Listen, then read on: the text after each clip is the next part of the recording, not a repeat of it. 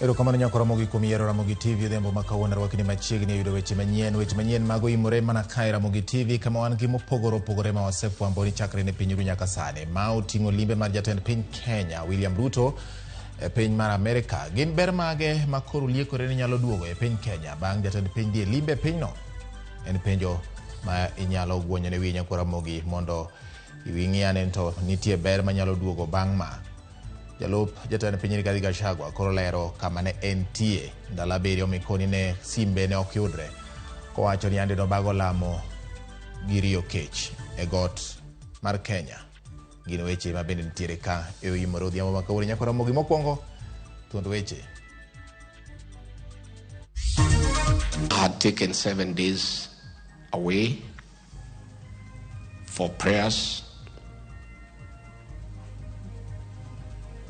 and fasting,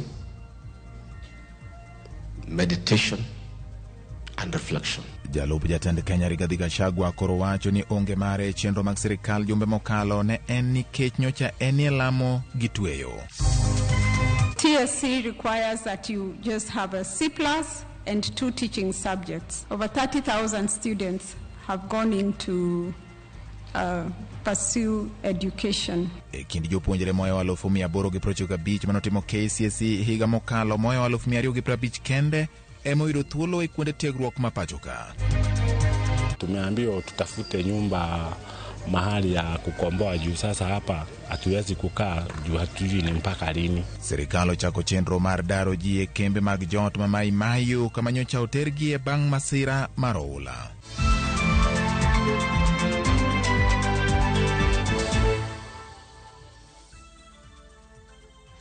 Nyakoro Ramogi jaloko mare iluongo ni Belinda Adhiambo Nyagem Oremo. Nyalo tudri kodo e namba 336 kata namba mar ote machuok kata e Facebook mar Ramogi TV Kenya, YouTube marwa en Ramogi TV Kenya.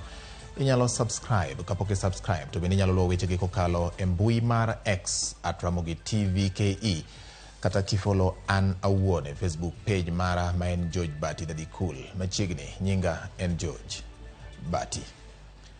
Jalup jatend piny Rigathi Gachagua owuok e lela kendo yango ne ywaruok kod dondruok mag jotelo mawuok e gwenge mag masawa mar piny Kenya emano miyo kawo yweyo mar ndalo 7 mar manyo kony kowuok kuom Ruoth Nyasaye ka oloso e kaunti ma Kirinyaga e kinde iko mar manen japuonj maduong' mar skund sekondar ma Kirinyaga Julius Ngumbi. Gachagua wacho ni ne otimo lamo kod tweyo mar lemo ne piny Kenya kod gwenge mag masawa. Thuolono mar lemo ne oloro simbe mar ong'we yamo kendo ne ok otudre kod ji, gino manyicha ne okelo penjo mathoth ni to dibed ni ogwenyore gi jatend piny Kenya William Ruto paro koso oyo. Bang' buto ne jopiny kod turube mag fwambo kuom thuolo mar juma achiel, jalup jatend piny Rigathi Gachagua owuok oko kendo yawo chunye. Gachagua wacho ni auka mar siasa kind jotelo mawuok e gwenge mag masawa emane omiyo okawo yweyo mar juma achiel mar dhi kulore e tie msalaba mar Jawar mar yudo fuong'ruok. And when Dombe Mwalimu passed on is when I had taken 7 days away for prayers and fasting, meditation and reflection in the heart of Mount Kenya Forest. No phone, nothing. And nobody could disturb me. I had given clear instructions because I wanted to reflect and meditate about the state of our nation and the welfare of the people of this region. Gachagua oramoni auka mar siasa madhi nyime e gwenge mag masawa e kind jotelo matindo ma owacho ni gawo kom mare itiyogo kod jotelo mawuok e gwenge mamoko mag pogo jo masawa. I am not very clever, but I'm not stupid. I made a decision as a senior most leader in this region to unite everybody, irrespective of where you voted. And that is a unity of purpose for this region. I, Rigathi Gachagua, will never fight my brother or my sister. We have learned our lessons of division. Other regions are not fighting. People want this region to fight. Ndio tupotee hapo katikati. Moko kuom jotelo mag masawa ma Otieno Gachagua osingo mar chung e toke kendo wuotho e twech achiel kaka oganda. Ukiangalia kwa Waluya hakuna mwenye anang'ang'ania kuchukua kiti ya Musalia Mudavadi. Ukiangalia kama ni Kilifi, niko na speaker wa Senate anaitwa Kingi. Hakuna watu wanamsumbua akiwa pale wakitaka kung'ang'ania kiti ambayo bado inakaliwa. Sisi Mlima ndo tumekuwa wanjinga kiasi ya kwamba tunavua tu katika kikapu ya samaki ambao tumeshika. These distractors do not want you to perform as you're supposed to, so that they get something to pick. Leave us to deal with the noisemakers. Before the people of Kenya, before the constitution, even before God, you were ordained as the leaders in this nation. And we fully support you. From the mountain, you have our blessing, Your Excellency. Weche mag Gachagua biro thuolo machuok bang' josiasa mag Kenya Kwanza kwedo weche moko. Josiasa ma uke gwenge mag Hoho mar Okak ema siayo gwandruok e gwenge mag Masawa. Na tuache mambo mingi, siasa mingi ya kutafuta viti. Hii viti inapeanwa na Mungu. Ngoja wakati wako, Mungu atakupatia ile amekupangia. It's God who gives leadership. Pana sumbuka sana, pana lala. Sasa tuko 2024. Wengine atu wanapanga 2032. Nani anajua kama utakuwa uhai? Jotelogi owacho magi e kaunti ma Kirinyaga e kinde iko ma japuonj maduong' machon mar skul sekondar ma Kirinyaga Boys, Paul Ngumba. Chris Owino, Ramogi TV. Jotelo mawuok e counties ma nyandwat mag Kenya ogwenyore paro gi jalup jatend piny Rigathi Gachagua e wi dwache mar chwalo pok mag omenda kaluwore gi kwan jodak mawuok e gwenge mopogore opogore ma Thurka. Jotelogo chayo dwach Gachagua ka gilero ni biro miyo pok madhi ne counties ma ji tenie bedo kod digni mag dongruok. Jotelogo bende okoni weche mawuok e dho jalup jatend piny gin weche manyalo pogo oganda. The 1 shilling 1 vote, which basically refers to a population-based revenue sharing formula, is one which is untenable, it is unfair, it's unconstitutional, and it's one which will never happen in this country. Rigathi hajaona hizi vipenge. Je, akiapa kulinda katiba, hii haikuwa sehemu ya katiba ya Kenya? Kwa nini leo amejiteremusha, amekuwa kiongozi ya jimbo na sio kiongozi ya taifa? Iwapo anathibitisho hatoshi kukuwa kiongozi wa Kenya, denda rudi kwa Mlima Kenya, awe governor huko, ataheshimika zaidi. Lakini Kenya hatoshi. We urge the proponents of 1 man, 1 vote, 1 shilling to step down from this regressive clamor and focus on promoting equitable and inclusive development and across the country. And if they persist, we will also continue with 1 man, 1 vote, 1 kilometer.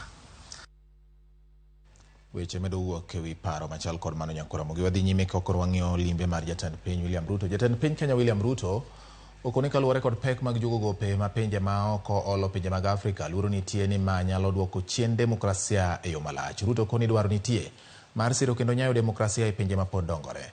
Magi jatend piny olero e kinde limbe mare piny mar Amerika ma bende ochako e boma maduong' ma pinyno Washington DC kod Atlanta, Georgia.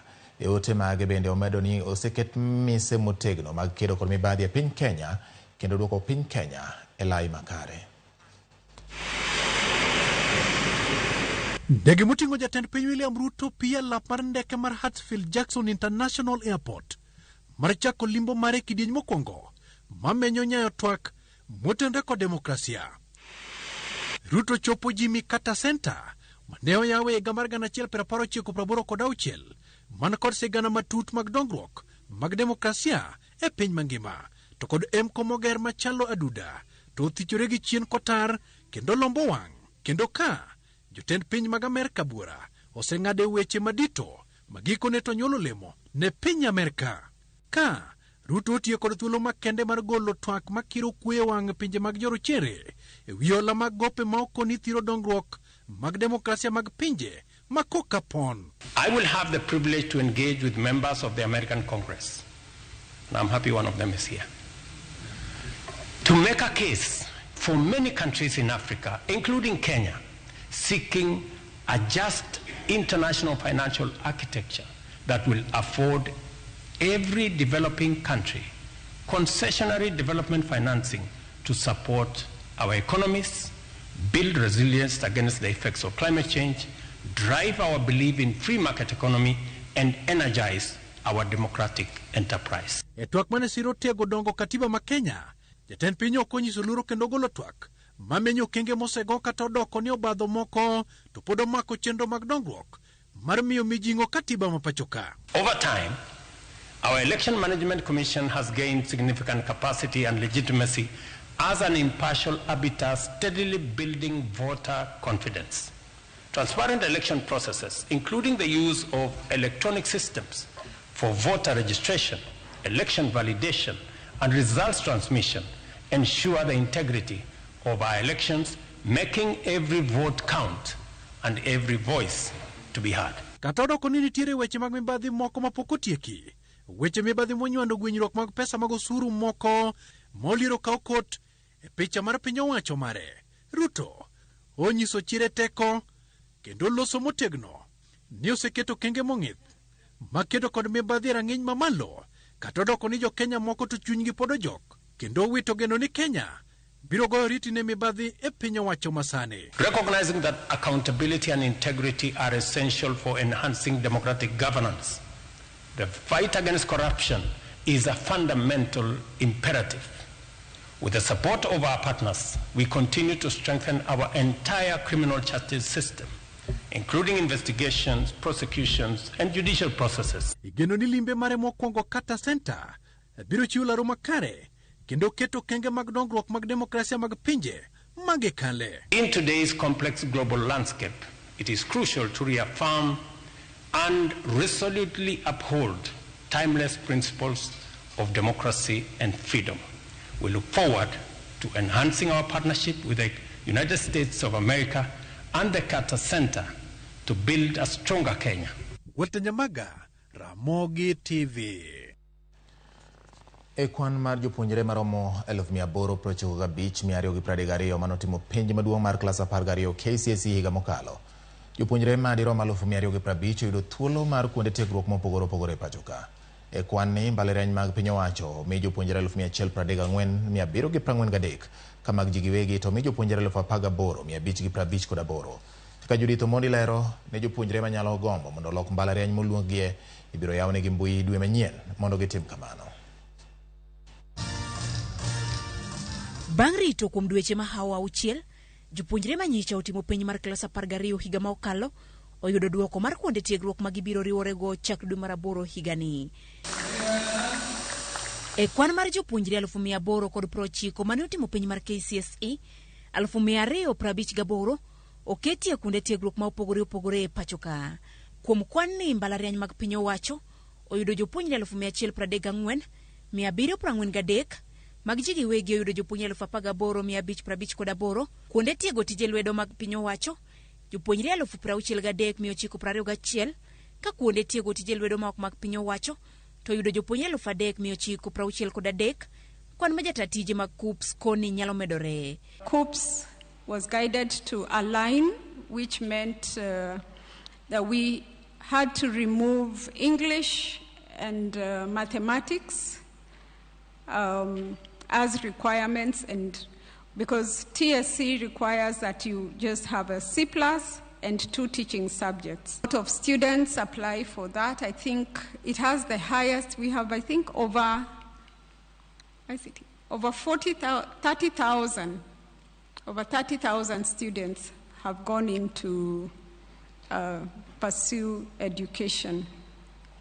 Bende kuonde tiego jopuonj sekondari rang'iny mar diploma oyudo jopuonjre 734, matiego jopuonj primar oyudo jopuonjre 9,529, ka kuonde tiego jolony e weche thieth KMTC to mi jopuonjre maromo 19,653.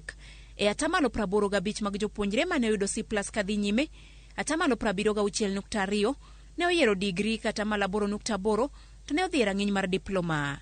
Higani jopuonjre mathoth oyiero timo course mar education kalure gi chike mane ombeki kod duol mar KUPS. Ministry of Education, TVET institution, we had 63,921. Now, I have put a star there because we allow students to also walk into the institutions of their choice, the TVET institutions, and then we validate them later. So when I put a star there, it means we are still receiving the students who have walked in. We are yet to validate them, and this number will go up once we validate the category we call walk-ins. Duol mar KUPS osingo mar yawo mbui ne jopuonjre manyalo dwaro loko mbalariany ma oluongie ka migawo mar somo to kwayo jotelo mag kuonde tiegruok mamalo mondo mi or ote ne jopuonjre duto ma bende biro chako oro kwayo mag hola dwe manyien. Following the successful completion of the placement process, I direct KUPS to immediately inform the applicants of their placement results.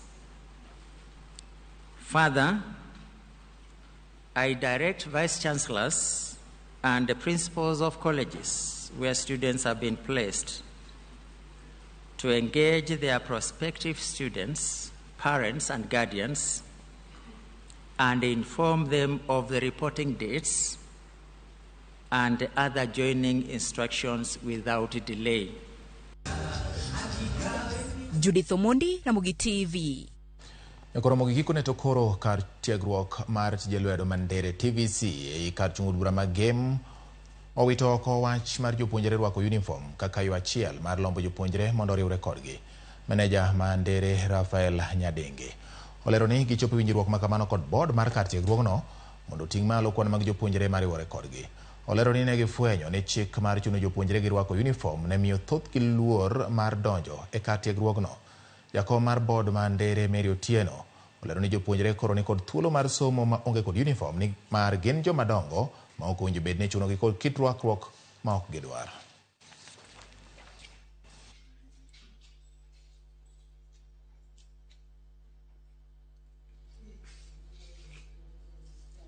Higni mokalo machiegni chwano ka ndoro drop pin kalure gwach mano ket bar 100% transition. Koro each one your ways mwanyalo medo go enrollment to realize nika wagolo uniform bwa weji bira to bwa attack enrollment rono wadhi board bwa kalo mano bu manegi mwatimo bange to waneno kamano imanyuolo lemo ni jikoro pili school ka koro maonge age limit. Kane wawuoyo gi nyithindo ne waneno ka giparo ni ko gol uniform nyalo miyo gi thuolo maber. To ma be nyalo miyowa jomoko ma ok nyithindo ahinya mondo oriwre kodwa nikech joma dongo korwako uniform they feel out of place. Koro kane iketo mano to waneno ka tam manyien omiyowa ji mang'eny e school, which means ni kare uniform chane ok gihera ahinya. Koro kwaseyudo nyithindo mang'eny biro miyowa tich mang'eny kendo matek mondo mi walos institution obed makare. Jaod bura makara chwonyo Adepo Okuome okonero were mondo kaw motegno tiegruok mag tije lwedo kaka yor konyo kedo kod nok mar tije e kind rowere ma okwako pacho kama ngima. Jaod burano owacho ni lony mar rowere yudo e kuonde tiegruok mag tije lwedo nyalo konyogi e chugo thuolo mag tije e kindgi ma bende gindiki tich rowere wetegi mamoko ma ok giketo pachgi mana e tije mag ofis. Jaod burano oloso e kinde mane otero jopuonjre maromo 250 ma uki kar chung od burano ma agulu mar CDF makara chwonyo kaw ting' margi mag chulo negi school fees ma wego mondo mi gidhi gikaw tiegruok mopogore opogore. Kawuono kaka wuoyoni watero nyithindo 250 ma wego ema flag off ka anyisogi ni koro dhiuru udhi somo maber courses ji odhi otim to chako tije owuon. Kochako tije teni en gi kambine kata tin to kambine no wango ok nuti kende obiro dwaro joma konye tiyo jogo wang' ne ondikgi. Koro kar bedo ni en ema nomanyo tich mondo ndike en ema koro ji manyo tich kuome mondo embo ndikgi. An gi geno ni paro ma kama biro konyo jokara chwonyo, biro konyo jo Kenya, biro konyo jogo madwa mondo oae chan mondo duogo bedi jonyalo. Ayie ni gibiro nyalo. Kata gibo biro to gibo somo tije mag lwedo tok ni en tije mag lwedo at a lower level, apana en tije mag lwedo minyalo dhi go mbele mi chop kata mana e university mitim nyaka degree. Kaka mheshimiwa wachono, nitiere kaka wabo dwaro mondo wa partner gi local universities kaito wa offer negi those degree programs institutions magwa kalure gi kaka wan gi equipment moromo manyalo support such programs. Kwan jopuonjre madonjo e sikunde mag primar, sekondar kod kuonde tiegruok gi mbalariany ma pancho ka omedore higani ka ipimo kod higa mokalo, ka kwan mag jopuonj to dok piny higani ka opim kod higa mokalo. Ma oyangi kod duol mar Kenya National Bureau of Statistics ma ogolo report manyiso kaka itiyo kod chenro mopogore opogore pacho ka.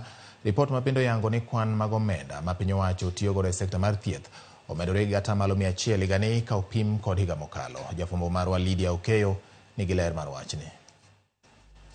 En report machiwo ler ewi kaka piny Kenya osebed ka itayo ahinya to yore tiyo gi omenda e sectors mopogore opogore. Report manya ogol gi duol matimo nonro e weche mag uchumi Kenya National Bureau of Statistics KNBS. Report no yango ni e kind higa mokalo gi higani kwan jopuonjre mag nasari omedre gi atamalo 2 ma en 2,885. Kwan jopuonjre skunde mag primar omedre ka oya jopuonjre 10,364 nyaka 10,387. Kwan jopuonjre skunde sekondar omedre gi atamalo 4.8 nyaka 4,109 ka oya e 3,920 e higa mar 2022. Kwan jopuonjre kuonde tiegruok mag TVET omedre gi atamalo 14.3 ka oya jopuonjre maromo 5,522,499 e higa mar 2022 nyaka 642,726 e higa mar 2023, ka kwan mar jopuonjre mbalariany ma pacho ka bende omedre gi atamalo 2.9 ka oya jopuonjre 5,562,900 higa mar 2022 2023 nyaka 5,579,200 higa mar 2023 2024. Kata obedo ni kwan jopuonjre osebedo ka medre, KNBS oyango ni kwan mar jopuonje skunde primar mag piny owacho odok chien ka oya jopuonj 221,510 higa mar 2022 nyaka jopuonj 219,727 higa mar 2023. Kata kamano, kwan jopuonje skund sekondar omedre ka oya jopuonj 124,992 higa mar 2022 nyaka jopuonj 125,563 higa mar 2023. Kwan jopuonjre ma oyudo omenda mar HELB e mbalariany mag piny owacho omedre gi atamalo 60 nyaka 309,916 higani. E sekta ma thieth, piny owacho mamalo tiyo gi omenda maromo bilion 161.8 higani ka ipimo gi bilion 88.1 manotigo de higa mar 2022 medruok mar atamalo 100. Counties bende igeno ni biro medo omenda ma itiyo godo e weche thieth ka oya bilion 95.5 higa mar 2022 nyaka bilion 124.3 higa mar 2023. Kwan mar osiptende odok piny gi atamalo 8.8 nyaka 15,070 higa mar 2023, ka kwan mar osiptende mag level 4 to medre gi osiptende 62 nyaka 1,020 kama en medruok mar atamalo 6.8. Lydia Okeyo, Ramogi TV, Nairobi. Apisas masiro chenro mag thieth kata clinical officers onyiso sirikal mondo kaw ting' mar winjo ywage kendo neno ni ochung ng'anyo margi masani koro osekawo ndalo 51. Gidwaro ni jowetegi mantiere rak makojolo mi tich mongirore ka bende giseyo duol mar SRC kuom nduso sach jopuonjre makonyo joweche mag thieth e osiptende. We've been working under the terms half a salary as others, and so we thought that as the 4 years are ending, maybe we will be transitioned to permanent and pensionable. That right now it's not yet done. The law is very clear that when you have two workers doing work of equal value and you are paying them different salary, that is discrimination at the workplace. The issue that might keep us out here for a bit longer is the issue of the enhancement of the risk allowance, because we know that clinical officers are actually the most exposed in terms of the criteria for determining the risk category for health workers. These people have contract to in their respective counties that they are working at. The paying agent, the person who is paying them, is the Minister of Health.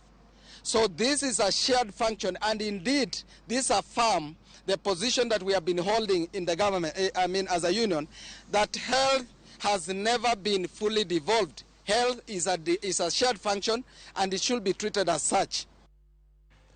Erokamano nyakora mugi kuom kete Ramogi TV gi mano ema kelowa e yueyo marwa mokwongo weche manyien mago imore tinende ni kaneno ka dogo kawuok Nyakach wacho ni Nyakach Kasai Ramogi ler ahinya kendo neno yo makare. Evangelist Okuku Victor Okeyo Ogaya Wuor wacho ni winjo kendo neno Ramogi TV gwenge mag Nyarongi, Suna, Migori ka weche tek to en mana lemo motegno ayie gi jalup jatend piny Rigathi Gachagua kuom kawo okang' mar lemo. Erokamano Lucky Koth kawuok Seme Kadero Ramogi TV neno maler ahinya kendo ginene gi mama miluongo ni Carolina Nyango manyalo go barding kanyakla kod nyithindgi duto te. Erokamano Eric Opepo neno Ramogi TV maber kabisa Kajulu Mamboleo Kisumu. Erokamano Batio imore asedonjo kendo aneno weche manyien mago imore kantiere Karen Kamano Bento Charles. Erokamano kuom kete Ramogi TV. Nyaringa Alfred Oluoch winjo kendo neno maler ahinya ka intiere Kitengela wacho ni moso jaera ni luongo ni Phoebe Pamela Onyango ka intiere Tanzania. Okay, erokamano. Pastor Komborwa wacho ni aneno Ramogi TV kade monger ka tek manyaka jalup jatend piny koro otweyo chiemo mbele pek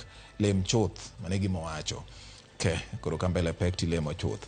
Jakosega wacho ni sirikal nyaka rit ngima jo Kenya giwekero gi sakura jok ma gidaro maimayugo bende gin mana dhano kendo gin mana jo Kenya ma winjo bed ni miyo luor kaka jo Kenya.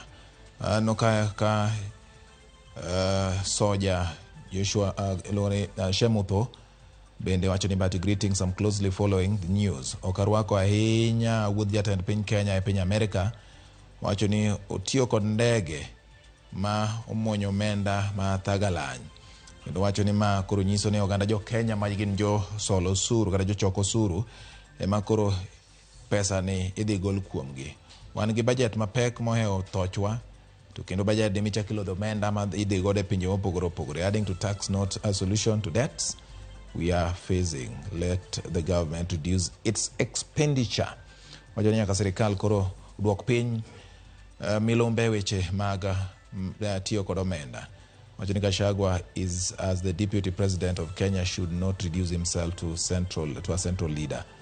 The oath of his office. Otamore mano.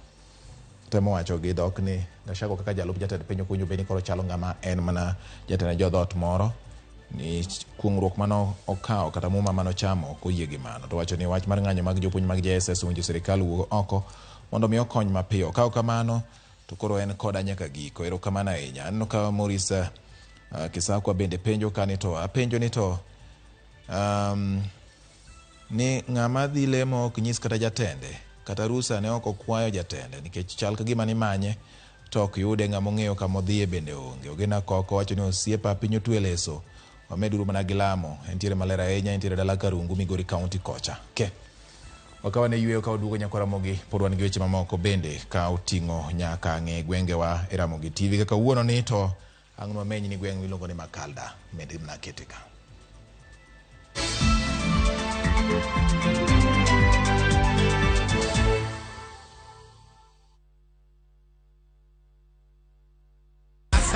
Win big in seconds. Shabiki nikajaribu mara ya kwanza nikaweka shilingi 100 kaliwa hiyo 100 nikasema nikakufa moyo. Hii mara ya 4 nikaweka shilingi 100 kaona napanda yapanda ikafika 500,000. Nikamusisha msichana wangu mkubwa akaniambia dadi toa hiyo usiache toa. Nikasema wacha tu niendelee tu kucheza. Ndio ikafika 1.4. Nimefurahi yani hata nimeona ni Mungu tu. Kuna mali nilikuwa nimeshikika ma school fees hivi alafu na mjengo wangu kidogo ambao nilikuwa nimeuanza. Avieta ni iko sawa kabisa. Iko chonjo. Avieta ya Shabiki.com inakupa the biggest multiplier in Kenya. Shinda up to 50,000 times your stake. Yani ukiweka stake ya 100 bob, ndege ipeperuke, unashinda 5 million within seconds. Not for persons under the age of 18. Shabiki.com is authorized and regulated by BCLB license number 359.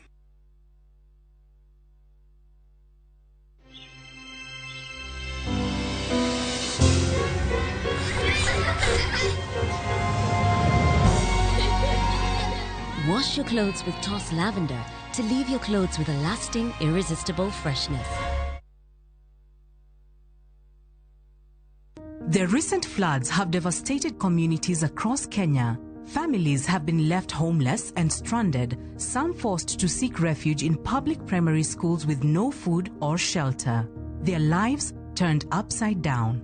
But there's hope in the strength of numbers. Kenyans of goodwill are coming together to donate and help families affected by the floods rebuild their lives. Every donation, big or small, will make a difference. Let's come together and help a Kenyan rebuild their life. To donate, dial *802#, then select option 2 for the Kenya Flood Funds Drive, then input the amount you wish to donate to assist floods victims or visit saidika.co.ke. Your donation will go towards helping families affected by floods.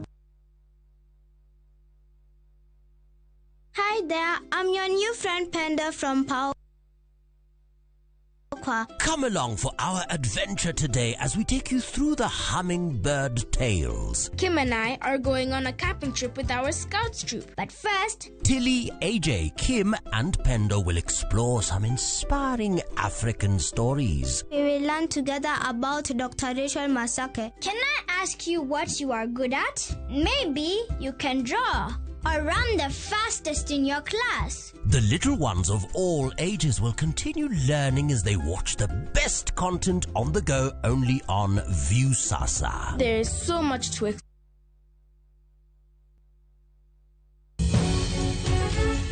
Sitima en e adundo magoyo remo mariembo dongruok mar piny. To bende oganda yudo sitima kaka dwarore. To be in kod nyalo mar chulo nengo sitima.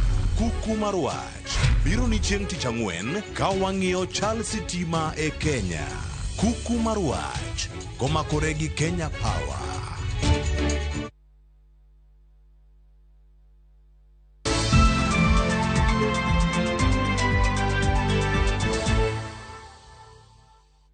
Machiegni kendo nyakwara mogi bang' wuok e ywe wadhi nyime gi weche manyien mana kaka ne wasingo. Mane en jagoro mongirore e migawo mar tudruok Jero Mochieng' osingo mar neno ni gwenge mane owal kaka Bombe, kaunti ma Kisumu kamoting'o Katito, Muhoroni, Ahero, Maseno e kind mamoko ochalo kaka boma ma Kisumu bo ndalo 100 poni od bura mar kaunti ma Kisumu puodhe kaka jatend migawo mar lo. Jero Mokoth Ochieng' bende oyango e nyim aput mar od burano ni wuok ne lemo mamalo e piny owacho mamalo nyaka e tend kaunti ma Kisumu mar bedo jatend migawo mar lo e piny owacho mar kaunti ma Kisumu en okang' makare madhi miye thuolo mar tiyo ne jopiny. Osingo jiwo dongruok kod bedo jaratiro maonge mibadhi e tije. Legacy projects in that 10-point agenda report. He said that please check your wall. I may communicate. We really have the 5 towns that were actually installed to begin working as towns. And this is what I've been thinking about, looking at the structures. That we have the 5 towns, we want to make sure that within the various towns that we have the requisite infrastructures for them to really be called towns or to appear as towns. I'm also looking at a very collaborative working framework with the town managers and the city managers so that each one of us is able to deliver. Clearly, if you talk to any other person visiting Kisumu for the first time, they appreciate the transformation of Kisumu town. We want to cascade that to also the other, Kisumu city, sorry. We also want to cascade that to the other upcoming town. So when we are looking at, for example, Katito Paponditi, when we are looking at Chemelil Muhoroni, when we are looking at Ahero Awasi, we want to now have them operate under the framework of a real town indeed, and that is what I would really want to give priority if given an opportunity to begin working in this particular office. Duol mochung'ne riwo wi oganda, the National Cohesion and Integration Commission ochako chenro mar kelo kwe kind oganda e gwenge mag Angata Parakoye, kaunti ma Narok kod Gwetembe, kaunti ma Migori, ma osebedo kod ywaruok e weche mag lowo kuom higni mathoth. Ma timore ka kaunti ma Migori bende oyudo komishona manyien, Jojuma Mioler. E kinde ma jumachiel mokalo jokanyo mag duol mochung' ne riwo Uganda, the National Cohesion Integration Commission osebedo ka ogoyo tach tong'no mar Gwitembe kod Ang'ata Baragoi ka gimanyo kwe kendo geni ariyogi ma osebedo kod lweny e kinde buora. En lweny mosekelo hinyruok mag oganda, lal mag mwandu, kaachiel kod kata tho. What could have been the problem that there's no one that has got that commandate to lead in the process. But now working with the national government, the county commissioners on both sides, the security sector, the county security and intelligence committee from both counties, everything must work now. Jokanyo maruogni mane wuoyo e kinde mane gichopo e nyasi mar rwako ayanga, kamishona manyien ma Migori Kisilu Mutua, makoro kawo ka David Gitonga, ma otere kaunti no Tharaka Nithi, ne owacho ni geno nitiere mar kelo kwe e kind ogendnigo. Teams on the ground run by the DCC, they have been able to engage. They have been holding consultative meetings with the village elders, and very soon that thing will be a thing of the past. We are not going to give any chance that we cannot manage it. We have managed many conflicts in this country, and I want to assure you that that one will come to an end and people will live there peacefully. Gitonga wacho ni moko mtije madongo ma kamishna manyien makoro kawo ka nitiere godo en tiyo kod migepe mamoko mar tieko koko ma osebed e tong' Ang'ata Baragoi kaachiel kod Gwitembe. We've been engaging with the county security team. We've also been able to integrate NCIC. I'm happy that both county commissioner, the outgoing county commissioner, Mr. David Gitonga, and his counterpart from Narok are cooperating towards this.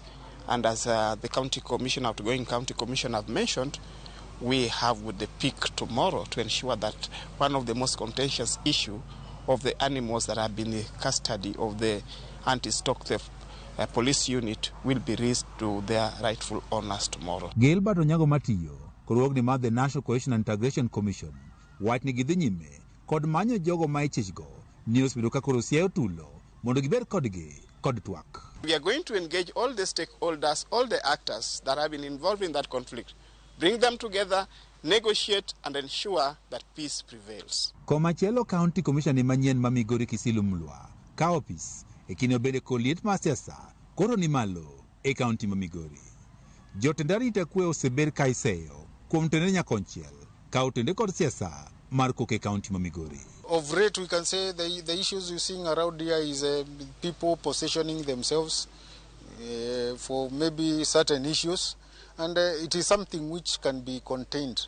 In fact, before I was transferred, the plan to engage, bring together all the political leadership so that we can be able to sit together, reason together. E kinde ma jumbe ariyo mokalo koko masese ne onenore Eliel egwego ma Uriri bang' joano ma jobunu Mauri mak Nyamita kaachiel kod gavana Migori Chiliako ne opogore paro koko manokelo hinyruok kaachiel kod kethruok mag mwandu.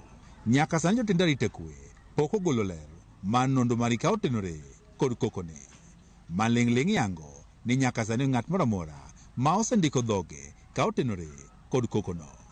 George Juma, Ramogi TV, Migori. Kowuok Migori nyakwara mogodhi Mombasa. Moko kuom jonyuol mani kod jopuonjre sikunde yawuoyi ma Shimo la Tewa Mombasa ne jobago ng'anyo ka giseyo tend sikunno e wi duoko marach kod tiyo marach kod omenda mag skul. En wach ma kata kamano ne okwedi kod tend sikunno makoni moko kuom jonyuolgo chal ni mitiyo kod josiasa moko mani kod gombo mar yudo thuolo mopogore opogore mag tije sikunno. Joja oko nigi ler mathoth kowuok Mombasa. En ng'anyo mane obagi gi moko kuom jonyuol mani kod nyithindo e sikunde yawuoyi ma Shimo la Tewa e kaunti ma Mombasa ka giseyo tend sikundno e wi wach duoko marach mag penj. Aggregate tunaijua sisi tulioleta watoto ni watoto waliopita ndani ya KCPE ndani ya taifa letu sisi la Jamhuri la Kenya. It's 370 and above. Unfortunately, our sons wanacheza na D-, D+, na D aggregates. Can you imagine juzi mtoto anatoka all the way from Taita Taveta. Amefika shule, ameambiwa hajanyoa vizuri, amefukuzwa shule around saa 11 jioni. Mtoto hameanyanya, maybe hana hata relative maskini. Mpaka siku ya 3 mtoto hajajulikana yuko wapi. If somebody checks on the miniscore, he might think so. But again, we need to look at the university entry. And 2022, 169 students at C+ and above. Last year, 2022, 2023, we had 213 students attaining a C+ and above. Clearly, that is an increment of students going to university from the previous years. Jonyuol go ne bende oseotend sikul no kuom tiyo marach gomenda maromo shillings milion 5 manyocha gisolo manonego nyiew godo bas. Kata kamano, japuonj maduong' mar sikul no ne oyango ni board mane ong'ado ni tigo omenda no e chulo jopuonj mag board kaachiel kod jotich mamoko, to kata kamano lek mar nyiew nyamburko no to pod nitiere. Kuna milioni 5 ambayo sababu yake kubwa, hii milioni 5 ilikuwa ni kununua basi la shule. Ninavyokuambia, siku zimeenda, miezi imeenda, miaka imeenda, na basi lile mpaka leo halijanunuliwa na hatujapewa ripoti yoyote. Milioni 5 za hili basi zimeenda wapi? 5 million cannot afford a school bus. They were thinking of buying a van. And in the process of wanting to buy that van in 2020, the COVID-19 was a pandemic in this country. And we closed the school. And as from May, the school did not have funds to pay the workers. At that time, we were not getting any fees. The government was not remitting its part. And we met as an executive board, because even at that time we were told, don't have a meeting, to pay those workers. Oseyo jonyuol go kuom bago ng'anyo ma kamano kapok gisomo pach tend sikul no mar yango adieri mantiere. Nakuomba, badilisha PTA yako, badilisha bodi yako, and your auditor, na huyo mwenzako hapo ndani.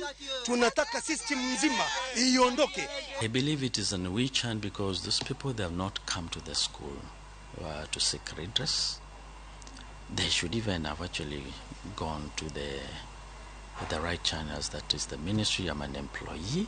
George Aoko, Ramogi TV, Mombasa. Owuok Mombasa nyaka Ramogi koro dadhi nyaka Nyatike e kaunti ma Migori kama kawuono chendo mar ng'e gwenge wa otere Millicent Adhiambo. E chendo mar ng'e gwenge wa ma kawuono wang'iyo sigana mar Makalda ma yudore Nyatike kaunti ma Migori. To nying mar Makalda ni ne ochakore nade? Ma e ng'e gwenge wa gi Millicent Adhiambo. Nyakwaramogi en tich ariyo manyien kendo arwakeni machiegni e tielo machielo e chendo ni mar ng'e gwengewa.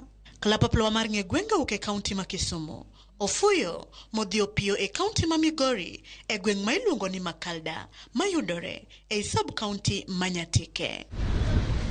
Ka isewinjo gweng' miluongo ni Makalda, bende isepenjori gimomiyo kamoro kata gweng' inyalo chak ni Makalda? Machiegni mana kaka pile mokwongo wachako kod paro mopogore kowuok kuom jodak ma Makalda mondo ginyiswa ni to ginto ere gimomiyo giparo ni nochak gweng'ni ni Makalda. Makalda nochakore chon, nochakore e kwerewa manitiye chon kabisa. To Makalda kane ochako tiyo, en kama pesa nitie, wagunda nobire. Mwaka mar machon kane winjo kaka kawuono pime nochako chon kabisa. Amando pokwa wuoyo gi iwuonwa kaka ne migilu ni Nyatike. Wan gi Makalda to gi Nyatike. Nyatike en as a whole sub county, to Makalda to wan Makalda area. Nyakwaramogi bang' winjo paro mopogore kowuok kuom jogweng' e wi gino ma giparo mademi chak gweng'ni ni Makalda, we koro wawinj anena ni pach gigo bende ket kod mar jogo kata jalno mane nitie ka gweng'ni ma Makalda ne chakore. Nying mar Makalda kamano ae noa kuom wasungu e colonial, kipindi mar colonial nitie mining mane timo ka, to jok mane nika wasungu mane nika mano biro gi nying mar Nyatike to biro gi nying mar Makalda. Mo nying mar Makalda nodung ka gisedhi to nying Makalda nodung. Wasunge mane nika ne gin nying nitie Mark, tim sungu ma iluongo ni Mark. Koro ne gigo biro through nying wasungego. Kata Nyatike ni tim sungu ma iluongo mano Tike ma Nyatike ne Nyatike. Koro magi gik mane kelo nyingo eko. Bede division mo bedo Makalda division. Koro en nying ma koro jopiny tiyogo kanyakla achiel. Koro en Makalda division. To Nyatike Makalda nochak gi wasungu mag diere koloni 1930s kono nyaka 40s. To gima nokelo wasungu ne en kunyo main mar gold. Koro negitiyo bang'e ne giwuok to ne gin man gifwenyo ni Goldie ni iye ka nikech wan wakia gimoro amora. Bang' winjo nonro kotero kon kaka nying mar gweng' mar Makalda ne obiro, we koro wawinj anena ni Makalda ong'ere kod wach kata tim mane. Kit gimong'ere ahinya ka ma nueng'o ma wan godo ka en mar kunyo Goldie. Wasungu notiyo to noweyo bugni ka, koro bugnigo jopiny ochako donje gi rieknigi ma gichako timo weche mag mining ma gigike Goldie go kendo koro gikunyo Goldie nyaka sani pod gidhi kode mbele. Makalda ka ne onyuola ka yudo ka gima dhi mbele ka korka weche mag dongruok ne gin mana weche mag Goldie. Indego wasungu ne osedhi nyaka gi samo wueni endi pod Goldie dhi mbele. To gin dongruoge mage ma jogweng' ma Makalda kwano. Lokruok manosebedogo chakre kipindi nyaka sani en ni wayudo offices mag sirikal ma wan godo ka. Mako wayudo office maka DC, maka DO, magi koro nitiere iye ka, to gi chief town be koro nie iye ka. Mago gik mano yudo tok kane Makalda no noserumo. Koro nwadong' kode kamano. To dongruok ma en godo, inyalo yudo ni ng'ato golo mining kacha to dhi timo go gire moro ma ber. Dongruok man ka en igole gold. Kosa gold to biro kaka sani koro sani joma tiye maber mang'eny gin jo China. Gigolo gimiluongo ni copper, gigolo gimiluongo ni gold piwa, gitimo gik miluongo ni kidhi e site gi gitimo gik mang'eny.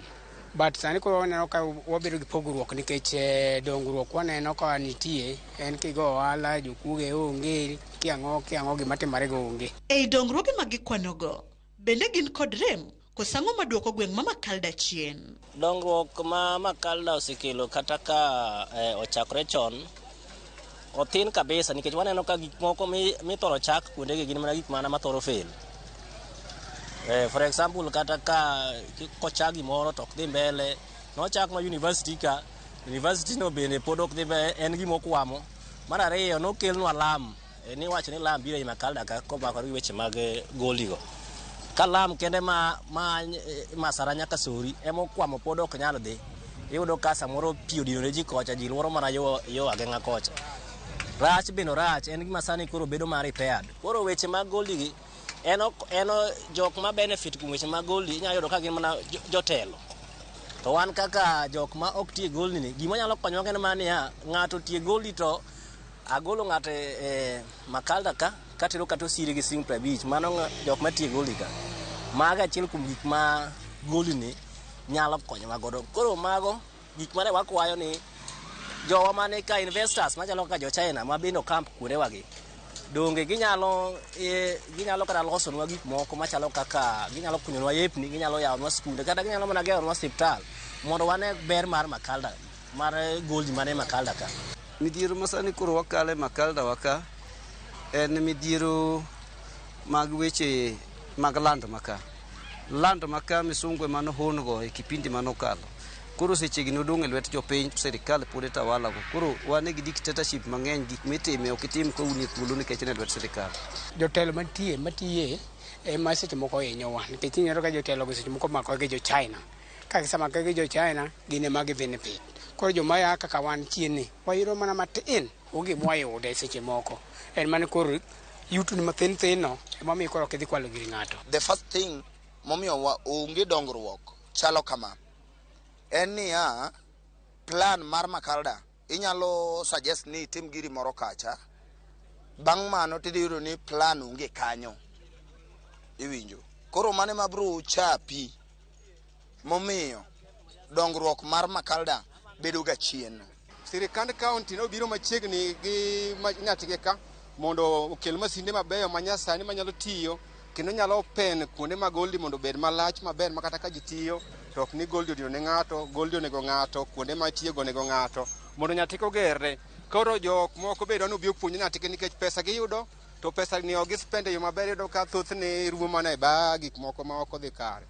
To ka gitiyo gi pesa ni maber to Nyatike nya dongore kendo gedo nyalo dhi mbele maber e Nyatike. Nyakwara Mogi gi kanyo imochopo godo e giko mar tielo makawuono e chendo ni mar ng'e gwengewa ka juma manyien bende abiro duogo ni kod nondo mar gweng' machielo, omiyo kik idhi mabor, medikete mane wang' jowi mari mar Ramogi nikech kae ema nondo mar gweng' misegombo winjo ibiro yude gi kukone duto. Oriti masani Nyinga Millicent Adhiambo kata Kiero inyaluonga ni Nyaboma.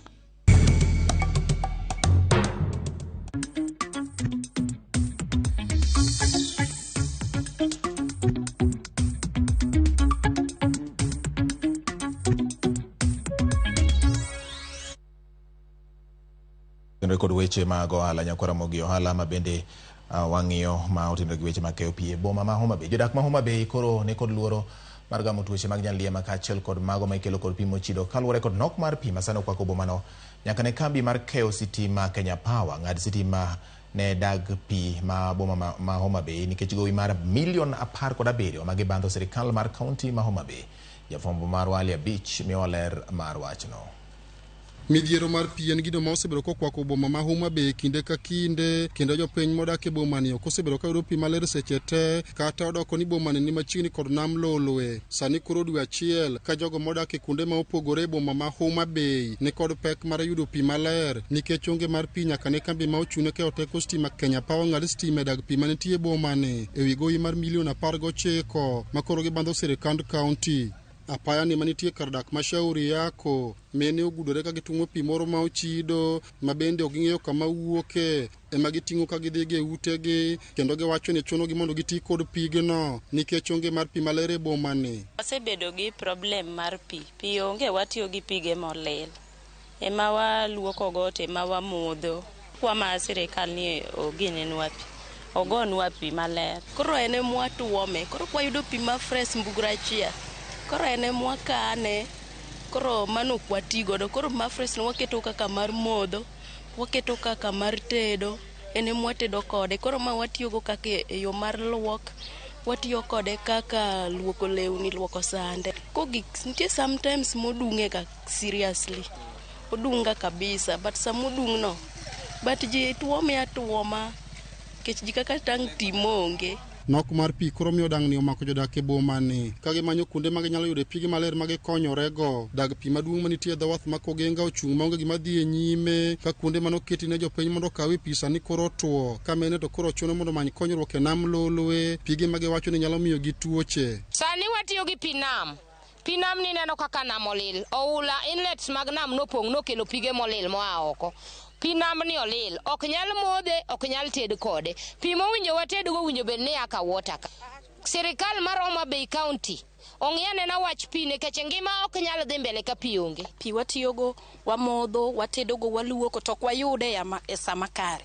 Koro wakwayo mondo government kata county government mondo okelnwa pi nikech pi wayudo ni mine tiyo gi pi e yore mang'eny. Jatatije kambi ma ochune keyo pi Mawasco Thomas Nyonje wacho ni sani koro gitiyo gi sola mar go pi ne jopiny kata kamano ok onyal romo ka okoni gowi mar $19 ma Kenya Power bandho sirikand kaunti gisechako chulo ka okoni chenro mar keyo pi ne jopiny dhi duoge wang'e mapiyo kaka nyalore. Chan ma wan godo maduong' en mar stima nikech gik ma watiyo godo, motors mwatiyo godo to gi equipment mwatiyo godo rely on stima 100% to kendo gi consume stima mang'eny. Wa improve on solar marwa then dosing system marwa mane rely on electricity 100% wa connect kendo sani kuro tiyo gi solar ma wanyalo produce e yo maber. Gowi te ma wan godo mar jo Kenya Power en $19 ma en pesa ma osi accrue for many years ka ne pok ochul. Koro gidwaro ni pesa ni chule te dichiel. Koro ne wa gone gi badwa piny mwanyisogi ni wasechulo gi pesa matin koro giyienwa mondo gimiwa stima kapod wachulo mamokogo. Midhiero mar pi masani koro kwako boma ma Homa Bay ka ndi keto ngima jodak marach mokalo kaluwore kod pige mochido masani koro gitiyogo kawuok e nam Lolwe. Kwayo margi ne sirikand kaunti ma Homa Bay ka ndi mondo yutiekre gi Kenya Power mondo chenro mag go pi odoge wang'e. Alia Beach, Ramogi TV, Homa Bay.